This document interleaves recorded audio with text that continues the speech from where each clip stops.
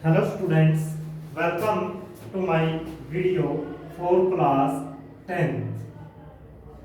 Subject Biology.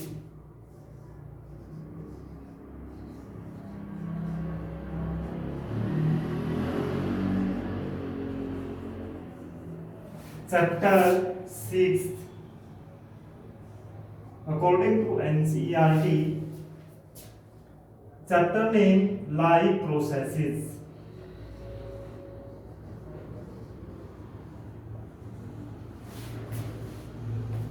सबसे पहले हम यहाँ पर डिस्कस करेंगे कि इस चैप्टर की इंट्रोडक्शन कि लाइफ प्रोसेसेस क्या हैं। उससे पहले हमें एक टॉपिक डिस्कस करना होगा, थिंग्स। जितने भी मटेरियल हैं हम उनको दो पार्ट में डिवाइड करते हैं। फर्स्ट वन लिविंग, जैसा कि आपको पता होगा, अगर हम दो एग्जांपल लेते हैं, एक हाथी, गाय, भैंस का, और दूसरी तरफ चेयर, पेन, लिविंग थिंग्स। और दूसरी तरफ लेते हैं नॉन लिविंग थिंग्स। अगर लिविंग थिंग्स के हम एग्जांपल लिखें तो इसमें आते हैं काउ, डॉग, ह्यूमन एटसेट्रा। और इसके अंदर एग्जांपल में आएंगे चेयर, पेन,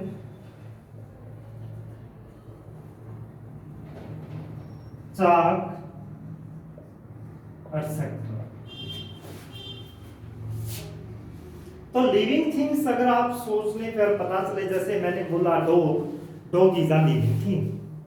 अगर मैंने बोला पेन तो आप आंसर देंगे pen is a non living thing. आप ऐसा क्या देखते हैं कि कोई चीज जीवित है या जीवित नहीं है, तो उनकी कुछ कैरेक्टरिस्टिक्स होती हैं जिनके आधार पर हम उनका पता लगाते हैं कि वो लिविंग है या non living. Living things these show growth. Living things हमेशा वृद्धि दिखाती हैं। वृद्धि का मतलब बढ़ती हैं। एक बेबी छोटा सा पैदा होता है और एज के अकॉर्डिंग उसकी हाइट बढ़ती जाती है। लेकिन नॉन लिविंग थिंग्स अपना साइज चेंज नहीं करती, जितने साइज है वो उतनी ही रहेंगी, उनमें कोई ग्रोथ नहीं होती। These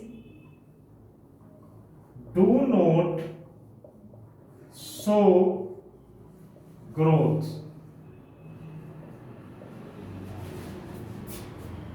second, these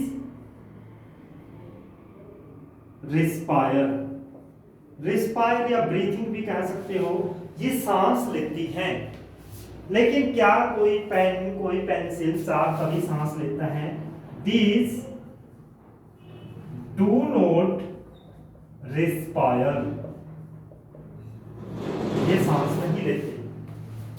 third, these need food, इनको भोजन की जरूरत होती है, ये कभी भोजन गेन नहीं करते। these do not need food, इनको फूड की जरूरत नहीं होती। Fourth, these show emotions. Emotion कैसे होती है? जैसे दुख व्यक्त करते हैं, खुशी व्यक्त करते हैं, लेकिन निर्जीव चीज कभी भी कोई खुशी या दुख व्यक्त नहीं करती। these show इमोशंस, इसमें आएगा these do not show emotion.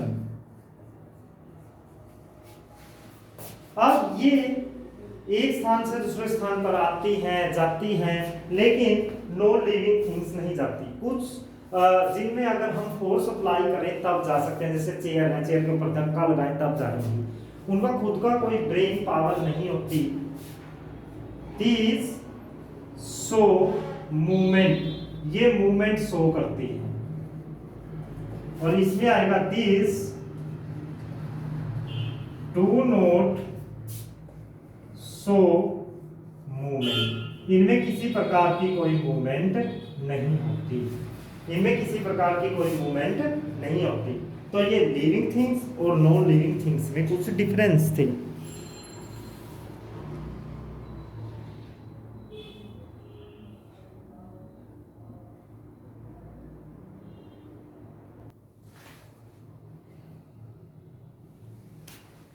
अब हम डिस्कस करेंगे लाइफ प्रोसेस।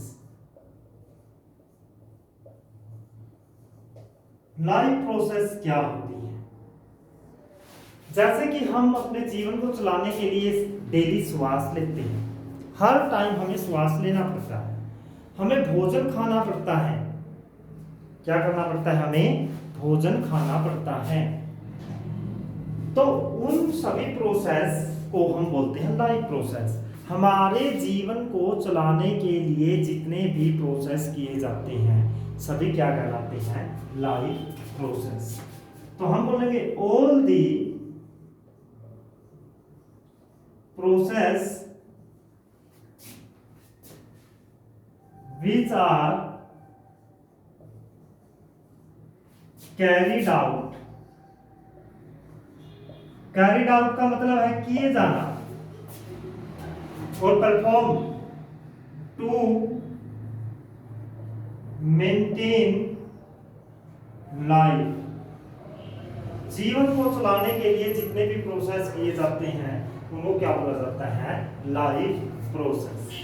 अगर हम एग्जांपल लिखें कि कौन कौन से प्रोसेस लाइफ प्रोसेस में आएंगे, सबसे पहले आता है न्यूट्रिशन, खाना खाना और उसको पचाना। अगर हम नंबर 2 पर डिस्कस करें रेस्पायरेशन, रेस्पायरेशन इसमें आता है। थर्ड आता है डाइजेशन,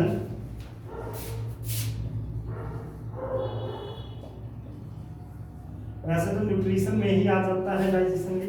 फोर्थ आता है एक्सक्रीशन, वेस्ट मटेरियल को बाहर निकालना। फिफ्थ आता है रिप्रोडक्शन।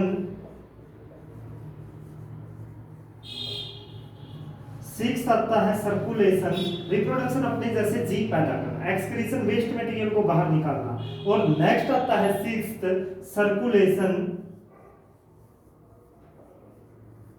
ब्लड को सर्कुलेट करना। तो ये सभी लाइफ प्रोसेस के अंदर काउंट होते हैं। ये सभी इनकी जरूरत क्या होती है? लाइफ को मेंटेन करने के लिए इनकी क्या होती है? जरूरत होती है, to maintain life.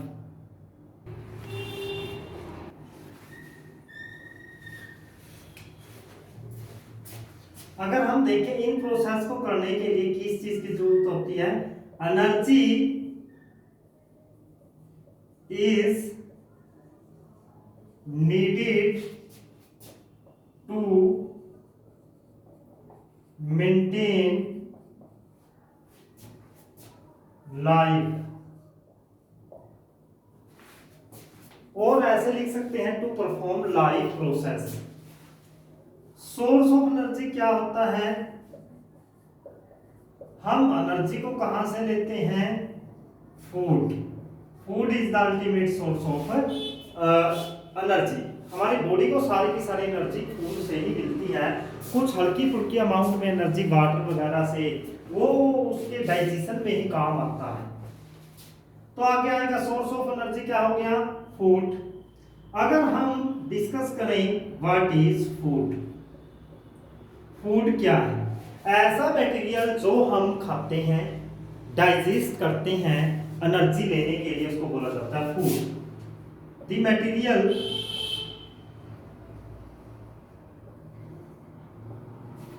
That we eat and digest to gain energy. हम एनर्जी लेने के लिए जिन मटेरियल को डाइजेस्ट करते हैं और खाते हैं हमको क्या बोला जाता है? फूड। फूड के एग्जांपल क्या आएंगे? Rice, bread, mango etcetera. लेकिन एक छोटा बच्चा अगर मिट्टी खाता है तो क्या मिट्टी उसके फूड में आएगी? तो हमारा आंसर होगा नो। क्यों? क्योंकि हम मिट्टी को पचा नहीं सकते, डाइजेस्ट नहीं कर सकते। हमें उस चीज को डाइजेस्ट किया जाना चाहिए। अगर हम उसको डाइजेस्ट कर सकते हैं किसी चीज को एनर्जी लेने के लिए, तो वो किस में आएगी? फूड में आएगी। अगर फंक्शन ऑफ फूड को डिस्कस कर लिया जाए कि what are the function of food, first आता है इट गिव एनर्जी, ये हमें क्या देता है? Energy. Second, it help in growth, ये ग्रोथ के अंदर हमारी हेल्प करता है। Third, it maintain body temperature, ये हमारी बॉडी के टेम्परेचर को मेंटेन करता है। फिर इसके बाद आता है fourth point, it keeps us healthy, ये हमें स्वस्थ रखता है। तो ये आएंगे function of food.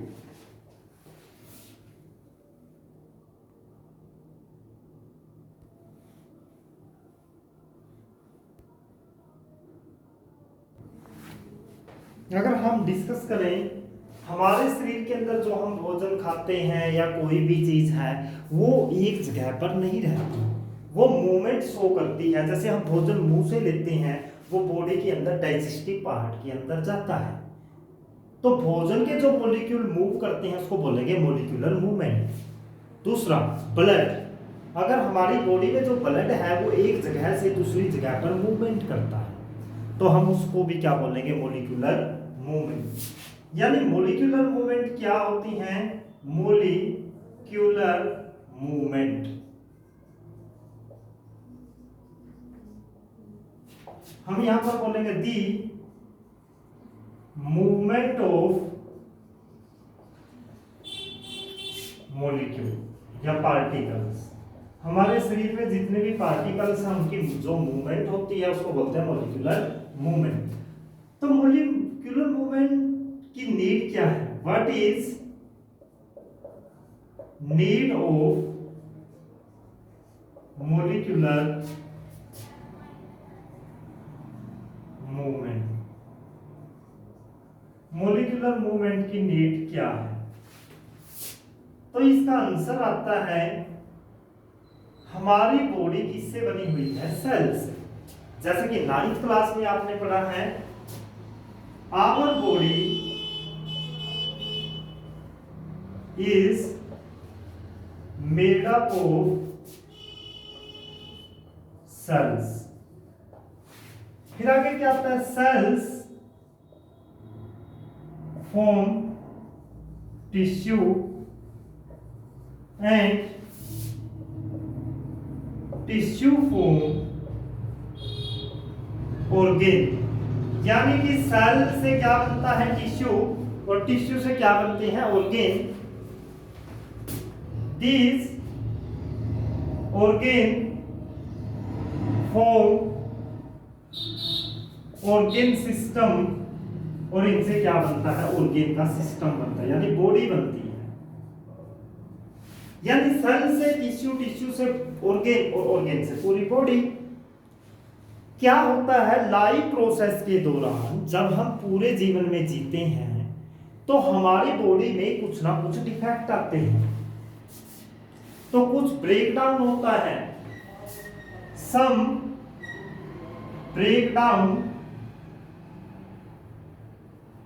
Occur during life process या लाइफ। जीवन के दौरान हमारी बॉडी में टूट फूट होती रहती है, चोट लगती रहती है। और रिपेयरिंग रिपेयरिंग मतलब जहां पर चोट लगी है उसको ठीक करने के लिए, and maintaining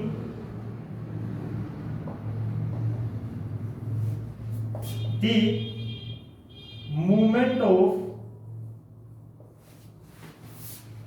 molecule is needed. तो जो अच्छी जगह है वहां से मोलिक्यूल मूव करके आएंगे और उस जगह पर रिपेयरिंग करेंगे जहां पर चोट लगी है, इसलिए हमें मॉलिक्यूल की मूवमेंट की क्या होती है, जरूरत होती है। यानी कि हमें मॉलिक्यूलर मूवमेंट की जरूरत क्यों होती है, इस बात का पता चला।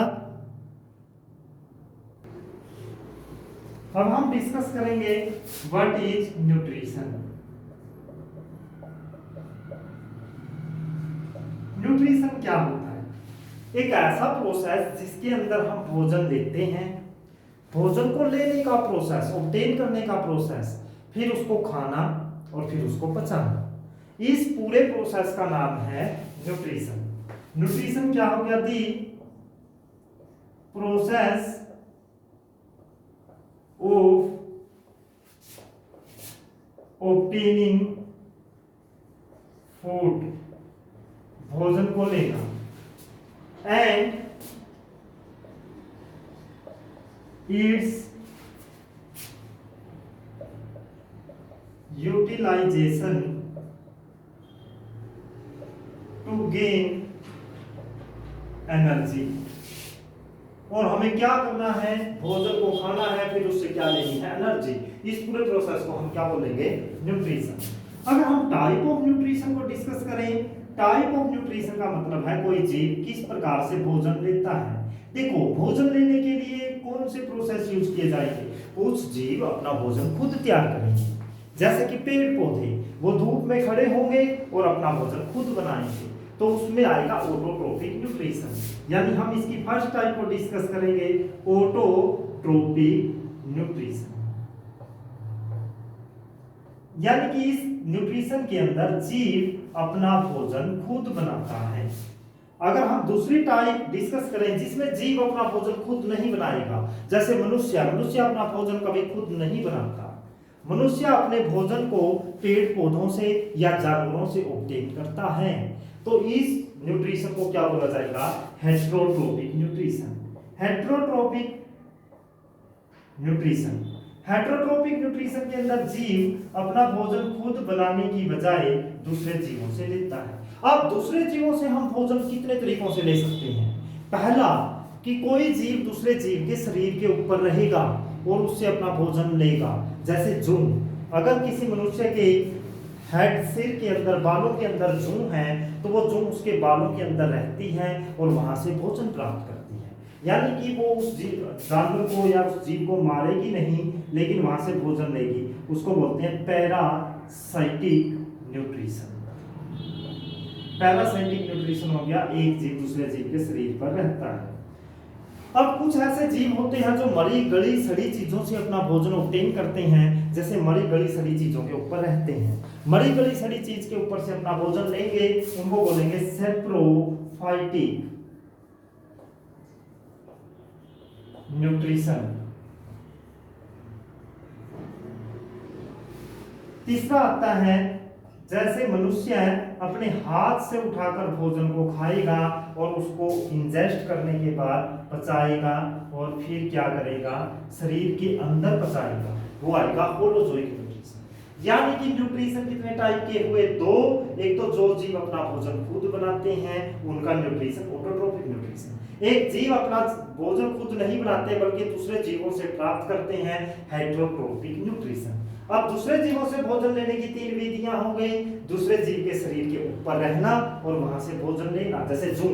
एक होगी सेप्रोफाइटिक न्यूट्रिशन, जिसमें जीव मरी गली सड़ी चीजों से अपना भोजन लेता है। और एक होता है होलोजोइक, जिसमें जीवित चीज किसी चीज को इंजेस्ट करती है और उसको शरीर के अंदर पचाती है, तो वो कौन सा न्यूट्रिशन आ जाएगा? इसमें ये बड़ा न्यूट्रिशन आ जाएगा, होलोजोइक न्यूट्रिशन। यानी कि भोजन को लेना और पचाना ताकि उससे एनर्जी मिले, न्यूट्रिशन कहलाता है। ऑटोट्रोपिक, हेटेरोट्रोपिक, और ये हेटेरोट्रोपिक की टाइप है, जैसे कि हेटेरोट्रोपिक की पहली टाइप, हेटेरोट्रोपिक की दूसरी टाइप और हेटेरोट्रोपिक की तीसरी टाइप। यानी ये क्या है, हेट्रोट्रोफिक की टाइप हैं ये तीनों। हेट्रोट्रोफिक होता है जो उसकी 3 टाइप डिस्कस की गई है। अब हम